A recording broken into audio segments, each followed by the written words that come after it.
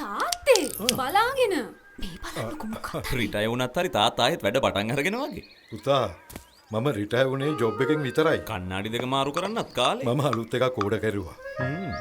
එන ගමන් ගන්නවා. ස්කූල් වෑන් එක තාම නෑනේ. මං කිව්වා එන්න ඕනේ නෑ කියලා.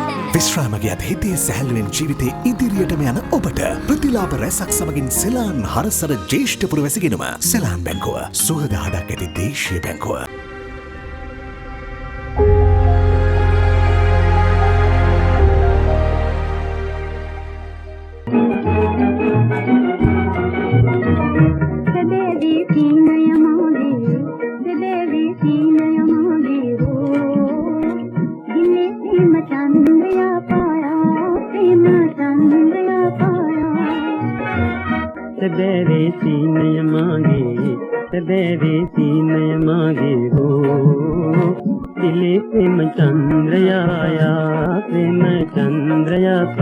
බයිස්කෝප් කතා.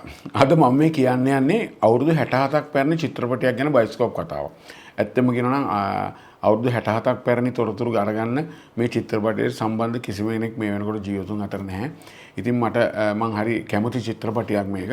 ඒ නිසා මම මේ චිත්‍රපටයට අදාළ යම් කරුණු ගාමිණී වීරගම මහතාගේ දේශීය සිනමා වංශෙනුත් මහාචාර්ය සුනිල් ආරියරත්නයන්ගේ සිංහල චිත්‍රපට ගීතාවලිය කියන පොතනුත් යම් කොටස් උපුටගෙන තමයි මේ චිත්‍රපටියට අදාළ කතාව ගලපගත්තේ. ඉතින් පළමුවෙන්ම බයිස්කෝප් කතාව තුළින් මහාචාර්ය සුනිල් ආරියරත්නයන්ටත් ගාමිණී වීරගම මහත්මයාටත් ස්තුතිවන්ත වෙනවා. මේ වගේ දේවල් ඉදිරි පරපුරට දැනගන්න රැස් කරලා තිබ්බට. ඉතින් අඩු ගානේ මැට්‍රික්වත් පාස් නොකර ගෙදර ගිහිල්ලා මොනව කරන්නද? මට තියෙනවා කුඹුර. මෙච්චර කල් ඉංග්‍රීසි ඉගෙන ගත්තේ කුඹුරට බහැලා ඇඟේ මඩ ගා ගන්නද? මට ගෑවිලා ඉවරයි සෙන්රත් දැන්ටමත් අපේ මූණේ ගොවිතැන්ට පයින් ගහපු නිසා. ඉතින් අද බයිස්කෝප් කතාව ඩිංගිරි මැණිකා චිත්‍රපටිය ගැන. බයිස්කෝප් කතාව.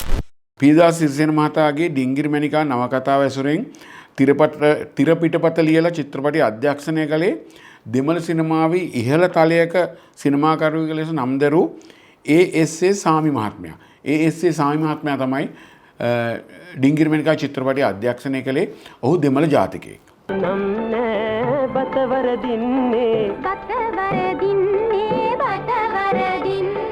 ගොවියාවේ රටක බලේ ගොවියාවේ ගොවියාවේ රටක බලේ ගොවියාවේ අතරන ගොවියා හෝ ජාතිය නෙවියෝ ගොවියාවේ රටක බලේ දෙවියෝ රදීවි අටුකොටු පිරේ. ඔහු අධ්‍යක්ෂණය කරම කළ එකම සිංහල චිත්‍රපටියක් ඩිංගිරි මැණිකා චිත්‍රපටියයි. ඒ විතරක් නෙමේ පියදාස් සිරිසේන මහතාගේ නවකතාවක් සිනමාවට නැගුණ එකම අවස්ථාවක් ඩිංගිරි මැණිකා නවකතාව. මම ඒක බලා ගන්නවා. බයි බෝයි බණ්ඩාරාම. හොඳයි. මැණිකේ දන්නවද වෙලා තියෙන දේ? මොකද්ද තමයි අපි කබලෙන් ලිපට වැටෙන. ඩිංගිරි මැණිකා රන් බණ්ඩාත් එක්ක හොරෙන් කතා කර ඉන්නවා කියන්නේ. මේ අත්තලාගේ ගෙදරයි යනවයි කිය හැමදාම යන්නේ මේකටයි. මැණිකේ තමයි මේ සේරටම ඉඳ තිබ්බේ. ඕක බොරුවක් වෙන්නේ නැති. බොරු. මං කියන මොනේ මේක. ඉතින් මේ අධ්‍යක්ෂකවරයා ඒ.එස්.ඒ. සාමි මහත්මයා ගැන ප්‍රකාශ කරොත් ඔහුගේ චිත්‍රපටවල විශේෂ ලක්ෂණ කිහිපයක් තියෙනවා කියලා විචාරකයෝ හඳුන්වලා තියෙනවා. ඒව තමයි එයාගේ චිත්‍රපටි වලට නවක නළු නිළියන් යොදා ගැනීම, චිත්‍රපටිය දර්ශන රූපගත කිරීම සියල්ලක්ම චිත්‍රාගාරය ඇතුලේ පමණක් රූපගත කිරීම. ඊට අමතරව ඔහුගේ චිත්‍රපටි වලට ඔහු ගීත වලටයි නැටුම් වලටයි ප්‍රමුඛ ස්ථානයක් ලබා දීම කියන සිද්ධි මුල් කරගෙන තමයි ඔහු චිත්‍රපට නිර්මාණය කරලා තියෙන්නේ. මොකද කියලාගෙන ඉන්නේ? මොනවද ආන්නේ? මට මේ යන්න ඕනේ. කවුද උඹලා අල්ලගත්තේ? මේ දොර තියෙන ඇරලා. පාලයන්කෝ. මේ මගේ නෝට් පොත. දැක්කද? එක තැනක තියන්නේ නැතුව මට වාද දෙනවා. හිටපල්ලක මං හොයලා දෙන්නම්. ඉතින් මේ ඩිංගිරි මැණිකා චිත්‍රපටියේ මියුරු ගීත 11ක් අඩංගු වෙලා තියෙනවා මේ චිත්‍රපටියට. චිත්‍රපටි සංගීත අධ්‍යක්ෂණය කළා එස්.එස්. වේදා සමග පී.එල්.ඒ. සෝම්පාලයන්. ඉතින් ඇත්තම මේ චිත්‍රපටියේ ඩිංගිරි මැණිකා චිත්‍රපටියේ ගීත අදටත් නැවුම් විදිහට රස විඳින්න පුළුවන් එකසේ ජනප්‍රියයි. මේ සීලොම ගීත ප්‍රබන්ධය කරලා තියෙන කරුණාරත්න අබේසේකර සූරීන් ගීත පටිගත කළා මధుරාසියේ වාහිනී චිත්‍රාගාරය තුල. සියලුම මේ චිත්‍රපටියට සියලුම ගීත අනු උපුටගෙන තියෙන්නේ හින්දි හා දෙමළ චිත්‍රපටි වලින් කියලා තමයි පොත්පත්වල සඳහන් වෙලා තියෙන්නේ. ඉතින් ඒ මම ගීත සමූහයක් සමහරක් ගීත මම ඉදිරිපත් කරන්නම් මුල් වචන කිහිපේ ඒ ජනප්‍රියත්වය ඒකට රසිකයින්ට තේරෙයි ඒ ගීත මොනවද කියලා. මේ චිත්‍රපටියේ තියෙනවා මාව හංගාවනේ අයියෝ හද්දේනේ කියන ගීතය, පෙරදිග මුතු ඇටයයි මේ කියන ගීතය, සැබෑවේ සිහිනය මාගේ, දිලේ ප්‍රේමචන්ද්‍රයා පායා, මෙදා පොටේ වැඩේ හරි කාලේ හොඳා, පෙම් රාජයේ මංගල යෝගේ කියන ගීතය, ඊට අමතරව මොහොතින් බෙග් මහත්මයා ගායනා කරන ගිරිහෙල් මුදුනේ මානෙන් ලොපුපේ කියන සියලුම ගීත ඇතුළත් වෙන්නේ මේ ඩිංගිරිමැණිකා චිත්‍රපටයට. මුදුනේ මානෙල් නොපිපේ දිරු නොනගී අවරගිරෙහි මහමෙර නොතලේ සුලංගින් කිසි කාලේ නැත කළු පාට කිරෙහි ගිරිහෙල් මුදුනේ මානෙල් නොපිපේ දිරු නොනගී අවරගිරෙහි. ඉතින් මාර කලින් සඳහන් කළා වගේ මේ ගීත අදටත් ජනප්‍රියයි. මේ චිත්‍රපටි ගීත ගායනා කළා ලතා වල්පොල, මොහිදීන් බෙග්, ධර්මදාස වල්පොල, සීතා නානායක්කාර සමග බාල සරස්වතී කියන ගායක ගායිකාවන් විසින්. 1940-50 වගේ දශකවල සිංහල චිත්‍රපට සියල්ලක්ම අධ්‍යක්ෂණය කරේ සහ නිෂ්පාදනය කරලා තියෙන දෙමළ කට්ටිය. මොකද ඒගොල්ලෝ ඉන්දියාවෙන් ආපු දෙමළ කට්ටිය තමයි අපේ සිංහල චිත්‍රපට නිර්මාණය කරලා තියෙන්නේ. නමුත් මේ චිත්‍රපටිය ඩිංගිරිමැණිකා චිත්‍රපටය නිෂ්පාදනය කරලා තියෙන්නේ දේශීය සිනමාවක් බිහි කිරීමේ අදහසින් SDS රෝමරත්න කියන සිංහල නිෂ්පාදකවරයා තමයි මේ චිත්‍රපටය නිෂ්පාදනය කරලා තියෙන්නේ. ඒ විතරක් නෙමෙයි, යා හෙළදිව ෆිල්ම් ආර්ට් නමින් ඔහුගේ චිත්‍රපට සමාගම නම් කරලා තියෙනවා. මේ චිත්‍රපටිය හෙළදිව ෆිල්ම් ආර්ට්ස් කියලා නම් කරලා තියෙනවා. ඒ විතරක් නෙමෙයි, මේ චිත්‍රපටිය එනවා පෙරදිග මුතු ඇටයයි මේ කියන ගීතය. මේ ගීතය ඊට පස්සේ නිර්මාණය වෙච්ච හෙළදිව ආර්ට්ස් මගින් නිර්මාණය කරපු හැම චිත්‍රපටියකම ආරම්භයේ වාදනය කරන්නත් මේගොල්ලෝ යොදාගෙන තියෙනවා මේ පෙරදිග මුතු ඇටයයි කියන ගීතය. අනවැනි දෙවැනි මට හිරගේ හොඳයි ඔබ ඉඳි තුත් සැපෙනි දුක් විඳගෙන සොරුන්ගෙන් පතිවත රකිමි දික්මායා සිහල කුලංගන ඇසෙහි අඳවමි ලක්නිති සදප්පනයා පිළිබිඹු යොදමි. සිංහල රිදීතිරයට පැමිණි පළවෙනි රහස් පරීක්ෂක චිත්‍රපටියත් රහස් පරීක්ෂක කතාව තමයි ඩිංගිරිමැණිකා චිත්‍රපටිය. ප්‍රේමගිනි ඇවිලිලා දැවී දැවී මහගේ ප්‍රේමේ වියෝගේ ප්‍රේමේ ඒ විතර නැති විශේෂතා තියෙනවා රසක්. එකින් එක මම කියනවා මේ චිත්‍රපටියේ ප්‍රවීණ නැටුම් ශිල්පී රායි චෞධරි, ඒ රායි චෞධරි කියලා ප්‍රසිද්ධ නැටුම් ශිල්පිනියක් ඉඳලා තිනවා. ඒ රායි චෞධරි ඉදිරිපත් කළ නාග නැටුම, ඒ නාග නැටුම මේ චිත්‍රපටියට විශාල විශේෂ අලංකාරයක් වුණා කියලා විචාරවල සඳහන් කරලා තියෙනවා.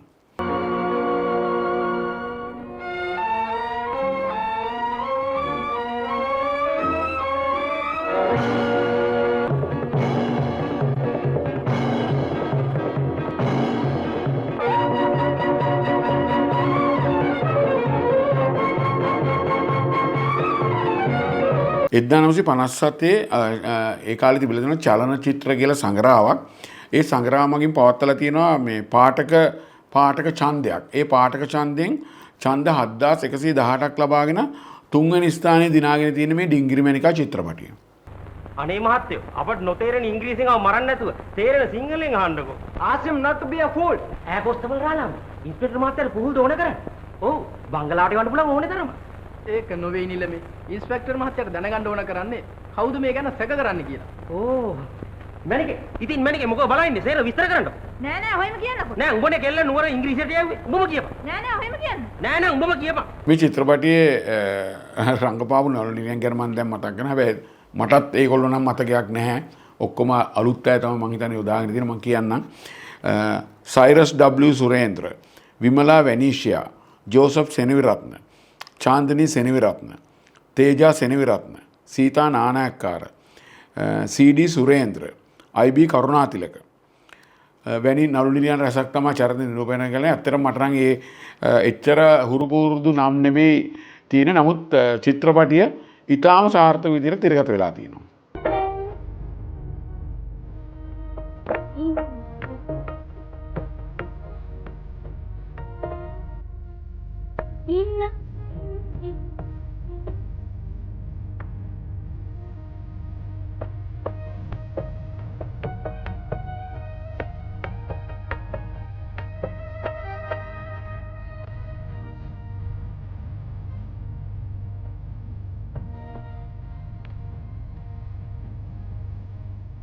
මම විශේෂ සිද්ධියක් කියනවා. මේ චිත්‍රපටිය ගැන විචාර ඉදිරිපත් වෙලා තියෙනවා. ඉතින් සමහර විචාරකයෝ කියලා තියෙනවා ඩිංගිරි මැණිකා දෙමළ ලක්ෂණ වලින් තොර චිත්‍රපටියක් කියලා. සෑම දිනාටම එකට සිට නැරඹිය හැකි පවුලේ චිත්‍රපටියක් කියලා නම් කරලා තියෙනවා. ඉතින් ප්‍රවීණ විචාරකයෝ දෙන්නෙක් කියපු විචාර දෙකක් මම බයිස්කෝප් කතා වෙනුවෙන් දැන් ඉදිරිපත් කරන්න. මගේ කරේ තිබුණේ මේ හරිය වගේ මට මතක.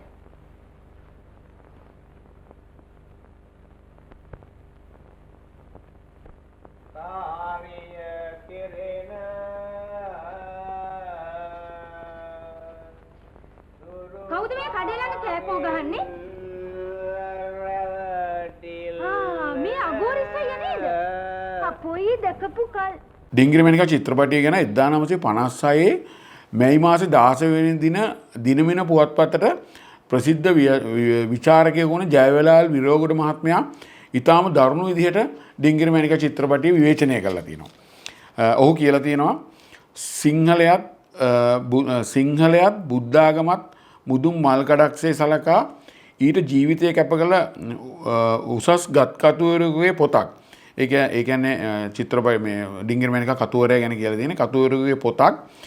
ඒ අයුරින්ම සිනමාවට නැගීමට සිංහල නිෂ්පාදකවරයා දරූ උත්සාහය සිංහලවත් බුද්ධාගමවත් නොදන්නා දෙමළ අධ්‍යක්ෂකවරයෙකු නිසා වැළකී ගියා කියලා විවේචනයේ සඳහන් වෙනවා. ඒ කියන්නේ ඒක හරි සරලයි. ඒ කියන්නේ මේ සිංහල නවකතාව සිංහල නිෂ්පාදකවරයා අරගෙන ඒක දෙමළ අධ්‍යක්ෂකවරයාට දුන්නාම ඒක අපිට ඕන විදිහට කිරිලා නැහැ කියන එක තමයි ජයවිලාල් විරෝගොඩ මහත්මයා විචාරේ සඳහන් කරලා තියෙන්නේ. ඒතකොට එයා තවත් කියලා තියෙනවා ඒ වෙනකොට පියදාස සිරිසෙන් සූරෙන් ජීවත් හිටියා නම් මම මේ කියන ජයවිලාල් විරේගොඩ කියන දෙයට ඔහු එකඟ වන බවට සහතික වෙනවා කියලත් ඔහු ඒ විචාරයේ ලියලා තියෙනවා. ඒක නම් බරපතල ප්‍රශ්නයක්. බලවත් අපරාධ. ඉතින් සුදු මොකද අපි කරන්නේ? මම දන්නේ නැහැ මම මොනව කරන්නද කියලා. එහෙනම් මම කියන්නද කරන්නේ? මොකද්ද මැනිකේ? ලබන මාසේ 6 වෙනිදා මගුල ඊට කලින් මාව අරන් යන්න. මැනිකේ ඒක ඊටාම දරුණු අපරාධයක්. ඔබේ දෙමව්පියන්ට පමණක් නොවේ. ඉතින් විචාරකයනවා සමහර ඒවා මටත් තේරුම් ගන්න බෑ. සමහර අය හොඳට ලියනවා, සමහර අය නරකට ලියනවා. ඉතින් තව එකක් ලියලා තියෙනවා ඊට වැඩිය වෙනස් දෙයක්. ලියලා තියෙනවා කරුණාසේන ජයලත් මහත්මයා 1956 මැයි මාසේ 30 වෙනිදා ලංකාදීප පුවත්පතට කරුණාසේන ජයලත් මහත්මයා මෙහෙම කරලා තියෙනවා. මෙහෙම කියලා තියෙනවා. ඔහු කියනවා දකුණු ඉන්දියාවේ නිපදවන අන් බොහෝ සිංහල චිත්‍රපටවලට වඩා ඒ කාලේ චිත්‍රපටි හදන්න දකුණු ඉන්දියාවට ගියා. අපේ සියලුම ටෙක්නීෂියන් කට්ටිය නළු නිලියෝ සියලු දෙනාම දකුණු ඉන්දියාවට ගිහිල්ලා තමයි චිත්‍රපටි හදලා ලංකාවට ගෙනාවේ. ඉතින් එයා කියනවා ඔහු දකුණු ඉන්දියාවේ නිපදවන අන් බොහෝ සිංහල චිත්‍රපටවලට වඩා ඩිංගිරි මැණිකා දෙමළ ලක්ෂණ වලින් තොරයි කියලා. පවුලේ කාටත් එකට සිට නැරඹිය හැකි චිත්‍රපටයක් කියලා ඔහු ප්‍රකාශ කරලා තියෙනවා. බලන්න ඉතින් විවේචන වල හැටි එක්කෙනෙක් එහෙම කියනවා තව එක්කෙනෙක් මෙහෙම කියනවා මට හිතා ගන්න බෑ කවුරු කියන එකද විශ්වාස කරන්න පුළුවන්. නැත්තම් පෞද්ගලිකව මම නම් ওই විවේචන එච්චර දුරට පිළිගන්නේ නැති අවස්ථා තියෙනවා. නමුත් ඉතින් ਵਿਚාරක් තියෙන්න බෑ. හොඳ නරක කියන්න ඕනේ. ඉතින් මම මේ ඉදිරිපත් කරේ එකම චිත්‍රපටියට ප්‍රබල විචාරකයෝ දෙදෙනෙක් පරස්පර විරෝධී විචාර දෙකක් කියලා තියෙන එක තමයි මම මේ තුලින් ඉදිරිපත් කරන්න අදහස් කළේ. නම හිතේ ඉරියෙන්ද හිටියත් උඹ ගැනම සීන දෙක හිටියත් උඹ ගැනම මෙරි හිටියත් බබා සින්ජු කිව්වා හිතුඹ පඳිනවා ඉතින්. ඉතින් මෙනිකේ උඹ කරන්න හදන්නේ මොකද්ද? පොරොන්දු ඉෂ්ට කිරීම නේද යුතුයකම? අද රේටොත් මෙහින් පැනලා යන්න ඕනේ නේද? අද රැට පැනලා යන්න හොඳයි කියාපු ගුරුනාන්සෙත් මෙච්චර කල් කලේ මේකයි. ඉතින් ඉතාම පැරණි චිත්‍රපටයක් ගැන තමයි මම ඉදිරිපත් කළේ. තවත් ඒ චිත්‍රපටය හැදෙනකොට කරුණු තියෙන්නේ නැති රසවත්. නමුත් අපි ඒවා නිදන් වෙලා තියෙන්නේ. ඒ නිදාන හාරන්න තමයි මම හදන්නේ. නමුත් සමහර ඒවා මටත් හාරන්න බෑ. කවුරුත් තොරතුරු දන්නේ නැති නිසා. ඉතින් තවත් ලස්සන රසබර බයිස්කෝප් කතාවකින් මම ළඟදීම ඔබ හමුට එනවා. එතකන් අපිත් සමග දිගටම රැඳී සිටින්න. මම ඔබට කතා කරපු ජයරත්න ගලගෙදර. බොහොම ස්තුතියි. තාත්තේ බලාගෙන මේ බලන්නකො මොකක්ද රිටයර් වුණත් හරි තාත්තා ආයෙත් වැඩ පටන් අරගෙන වගේ. පුතා මම රිටයර් වුණේ ජොබ් එකෙන් විතරයි. කණ්ණාඩි දෙක මාරු කරන්නත් කාලේ. මම අලුත් එකක් ඕඩර් කරුවා. එන ගමන් ගන්නවා. ස්කූල් වෑන් එක තාම නෑනේ. මං කිව්වා එන්න ඕනේ නෑ කියලා. විශ්‍රාමගියත් හිතේ සැහැල්ලුවෙන් ජීවිතේ ඉදිරියටම යන ඔබට ප්‍රතිලාභ රැසක් සමගින් සෙලාන් හරසර ජ්‍යෙෂ්ඨ පුරවැසිගෙනුම සෙලාන් බැංකුව සුවදාඩක් ඇති දේශීය බැංකුව.